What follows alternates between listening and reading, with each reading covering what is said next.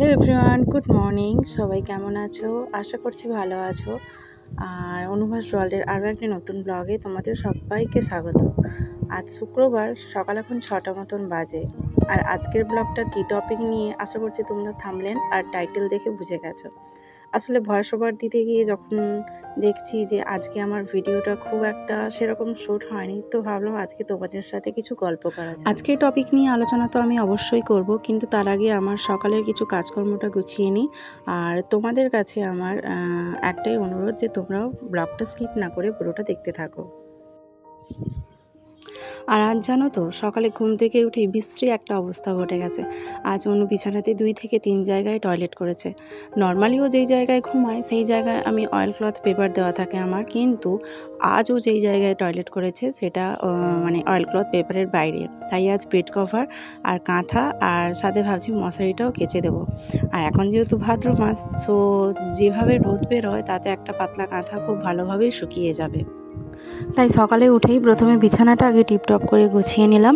আর অনুর পাপাকে বলেছি কাঁথাটা স্নানে যাওয়ার আগে কেচে দিতে, কারণ আমি যখন রান্না বান্না সেরে হাতের কাজ কমপ্লিট করে কলের কাছে যাব কাঁথাটা কাচার জন্য, তখন জলের রেসটা কমে যায়। আমাদের এখানে 8টা বাজলেই কলে জলের রেস কমে যায়। আর কাঁথা কাচলে জানো তো একটু জলের প্রয়োজন বেশিই হয়। তাই ওকে বললাম কাঁথাটাই শুধু কেচে দিয়ে যেতে, বাকিগুলো আমি পরে করে নেব।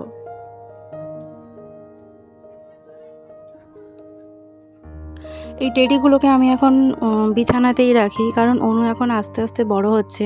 এগুলো নিয়ে খেলার প্রতি আগ্রহটা দেখছি ওর একটু বেড়েছে, তাই এগুলোকে আমি বিছানাতেই এখন সাজিয়ে রাখি। আর ও এসে দেখলে এগুলো খুব খুশি হয়।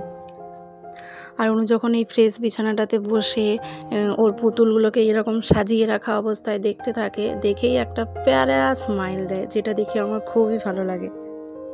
আর এই যে কাঁথা মশারি বেড কভারগুলো আমি একটু গরম জলেই সার্ফ দিয়ে ডুবিয়ে রাখবো, তাহলে ময়লাটা খুব ভালোভাবেই পরিষ্কার হয়। তবে এখানে যে গরম জল দেখছো এটা নয়, এটা রান্নাঘরে এসে দেখলাম অনুর পাপা বসিয়েছে গ্রিন টি খাবে বলে, কারণ আমার আজকে গ্রিন টি করে দেওয়ার মতো সময় হয়নি। আজ আমি অফ ক্যামেরাতেই রান্নাগুলো কমপ্লিট করেছি। কালকের থেকে যাওয়া পাকাশ মাছগুলো দিয়ে একটু ঝাল করেছি, আর একটু পটল আলু কষা করেছি। দুটোতেই একটু টক দইয়ের টাচ দিয়েছি, সেটাই এক ঝলক তোমাদের দেখিয়ে দিলাম। ঘড়িতে এখন প্রায় 8:30টার মতন বাজে, আর অনুর বাবা বেরিয়ে গেছে ডিউটি। আর আমিও অনুকে ঘুম পাড়িয়ে কালকের রোদে শুকিয়ে রাখা কিছু জামা কাপড় ছিল, সেগুলো এখন পাট করে গুছিয়ে নিচ্ছি। আর ওইদিকে রান্না করতে করতে মশারি আর বেড কভারটা আগে কেচে রোদে মেলে এসেছি। আরও 1 বালতি জামা কাপড় আছে, এই কাজটা শেষ করে ওগুলো মেলতে যাব। প্রেগনেন্সির আগে আমি এই ঘরদোর গোছানো, জামা কাপড় গোছানো ঠিকঠাক টাইম মতো প্রায়ই করতাম, কিন্তু তারপরে আর পারতাম না। অনু হয়ে যাওয়ার পরেও খুব একটা পারতাম না, কিন্তু ইউটিউবে ব্লগ করা যবে থেকে শুরু করেছি, তারপর থেকে এই কাজগুলো আমি কন্টিনিউ এখন করছি। আসলে কি বলো তো, যেই রুমটায় সারাদিন আমাদেরকে কাটাতে হয়, সেই রুমটা যদি একটু গোছগাছ করে ভালোভাবে সাজানো গোছানো থাকে, তাহলে মনের মধ্যে একটা আলাদাই শান্তি মেলে। চলো, গল্প করতে করতে জামা কাপড়গুলো পাট করা হয়ে গিয়েছে। এবার চলে যাব ছাদে, কারণ অনু যতক্ষণ ঘুমাবে আমাকে তার মধ্যেই কাজগুলো কমপ্লিট করতে হবে। আর ছাদ থেকে খুব তাড়াতাড়ি চলে আসতে হবে, কারণ অনু বিছানাতে ঘুমিয়ে আছে, বা এনি চান্স উঠে পড়লে কিন্তু খাট থেকে নেমে পড়ে যেতে পারে। জামা কাপড়গুলো মেলতেই তোমাদেরকে আমি বলি যে আমি ইউটিউব কেন করছি। প্রথমেই আমি বলি যে আমি ইউটিউব প্রায় 2 বছর ধরে করছি। তো আগে এতটা সিরিয়াসলি নিইনি। প্রথমে আমার একটা ড্রয়িংয়ের চ্যানেল ছিল, এখনও আছে, তবে সেটাতে এখন আর পোস্ট করা হয় না, কারণ এখন আঁকতে বসার মতো খুব একটা সময় পাই না। 2020-তে যখন লকডাউন চলছিল, তখন মাস্টার ডিগ্রি কমপ্লিট হয় এবং হতাশায় একটা ভুগতে থাকি যে এরপরে কি করব। যেহেতু লকডাউন চলছে, কোথাও কোনো কিছুই হচ্ছিল না, তো সেই সময় বাড়িতে বসে নিজেকে হতাশামুক্ত করার জন্য আমি ইউটিউব দেখে পোর্ট্রেট ড্রয়িং করা শিখেছিলাম। মোটামুটিভাবে ছিটে ফোটা একটু শিখেও ছিলাম, কন্টিনিউ করলে হয়তো আরও একটু ভালো গ্রো করতাম, তবে সেটা আর করা হয়ে ওঠেনি, কারণ আর ছোটোবেলা থেকেই আমি আঁকতে খুব বেশি পছন্দ করতাম। তো সেই সুবাদেই বিয়ের কিছুদিন পর একটা আর্টের চ্যানেল ওপেন করেছিলাম।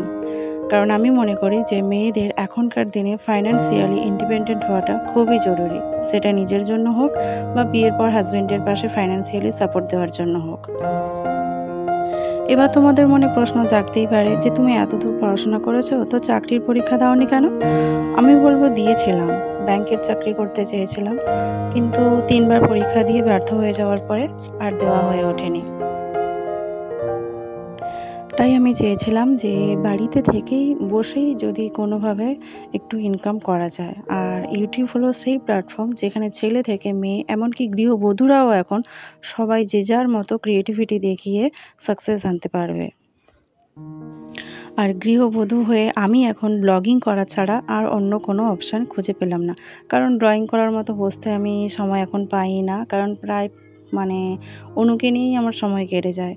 তবু যেইটুকু টাইম বাজে তার মধ্যেই আমি ব্লগিংটা করি। তোমরা অনেকেই যারা ফোনের ওই পারে রয়েছো ভাবতে পারো যে এ আর এমন কি, ওই তো বাড়ির কাজকর্ম আর রান্নাবান্না।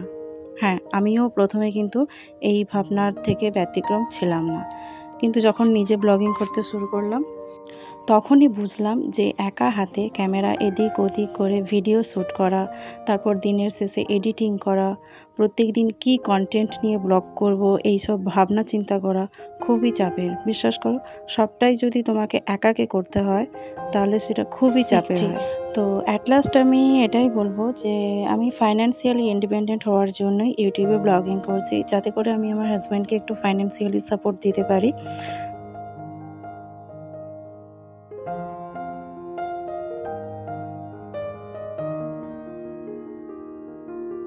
আর এই দেখো, কথা বলতে বলতে আমার জামা কাপড়গুলো মেলা কমপ্লিট। আর এতটা পরিমাণ রোদ বেরিয়েছে যে বেড কভারটা আধ ঘন্টাতেই শুকিয়ে গেছে, তাই ওটাকে পাট করে তুলে নিলাম আর কাঁথাটাকে একটু রোদের দিকে মেলে দিয়ে গেলাম। কারণ আকাশে একটু ক্যামেরাটা ঘোরালেই দেখতে পাবে প্রচণ্ড মেঘ জমেছে, বলা যায় না কখন বৃষ্টি চলে আসে। আর কাঁথা যদি একটু ভালো মতো রোদে না শুকানো যায় না, কীরকম একটা ভ্যাপসা স্মেল হয়, যেটা একদমই ভালো লাগে না। তাই একটু ওটাকে ভালো করে শুকিয়ে নিই। তো দেখলে তো আকাশে কীরকম কালো হয়ে মেঘ করেছে। তো এইদিকে ছাদ থেকে নেমে আমি চলে এসেছি রান্নাঘরে, অনুর জন্য একটু তরকারি বানাবো। আজকে ওর তরকারিতে প্রথম পেঁয়াজ দেবো, একটু আলু পেঁপে আর ডিম দিয়ে ঝোল করব। প্রেসারে সেটা বসিয়ে দিয়েছি, দিয়ে আমি ওকে এখন যাব স্নান করাতে। আজকের পুরো ব্লগটা এই গল্প করে করে কেটে গেল। অনুকে সারাদিনের মধ্যে একবারও তোমরা ব্লগে দেখতে পেলে না। তো চলো এখন অনুর কাণ্ড কারখানা দেখো কি করছে।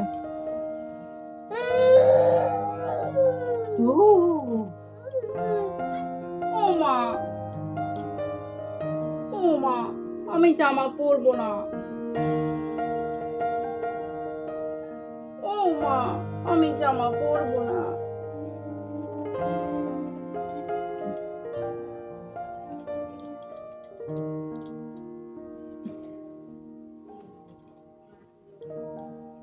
হয়ে গেছে, কমপ্লিট। এই দেখো, হাই করে দাও, হাই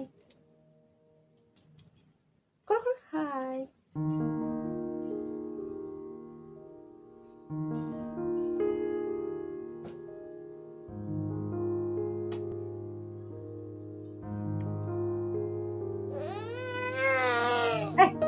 তো আজ আমার ইউটিউবে ফ্যামিলি মেম্বার সংখ্যা 100 কমপ্লিট করেছে। তো তাদের প্রত্যেককেই আমি আমার আন্তরিক ধন্যবাদ জানাই এইভাবে আমার পাশে থাকার জন্য। আর আগামী দিনে যাতে পরিবারটি আমার আরও বড় হয়, এই আশা রেখেই আমি আজকের ব্লগটা এন্ড করছি। আজকের ব্লগটা যদি তোমাদের ভালো লেগে থাকে তাহলে প্লিজ একটা লাইক করে দিও।